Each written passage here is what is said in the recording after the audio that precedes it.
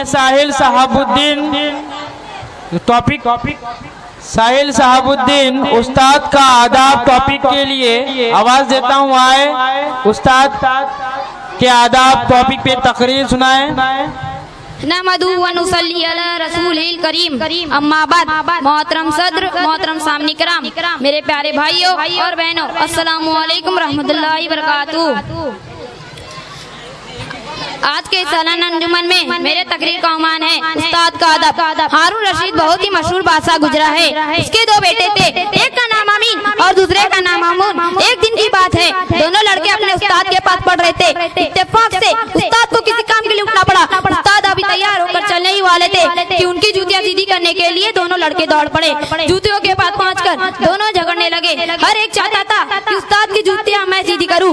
आखिर उस्ताद ने यह कहकर झगड़ा चुका दिया कि एक लड़का एक जूती सीधी करे और दूसरा लड़का दूसरी जूती। आखिर उस्ताद ने यह कहकर झगड़ा चुका दिया कि एक लड़का एक जूती सीधी करे और दूसरा लड़का दूसरी जूती। आखिर दोनों ने जूतियां सीधी करके रखी और उस्ताद पहनकर बाहर चले गए। हारून रशीद को जब इसकी खबर मिली तो बहुत खुश हुआ। दोनों लड़कों को बुलाकर बहुत इनाम दिया। बड़े होकर यही दोनों बादशाह हुए। आखिर मैं अल्लाह ताला से दुआ करता हूँ कि अल्लाह ताला हमें उस्ताद का अदब करने की तौफीक अता फरमाए। आमीन। अस्सलामु अलैकुम रहमतुल्लाहि व बरकातुहू। वालेकुम अस्सलाम व रहमतुल्लाहि व बरकातुहू।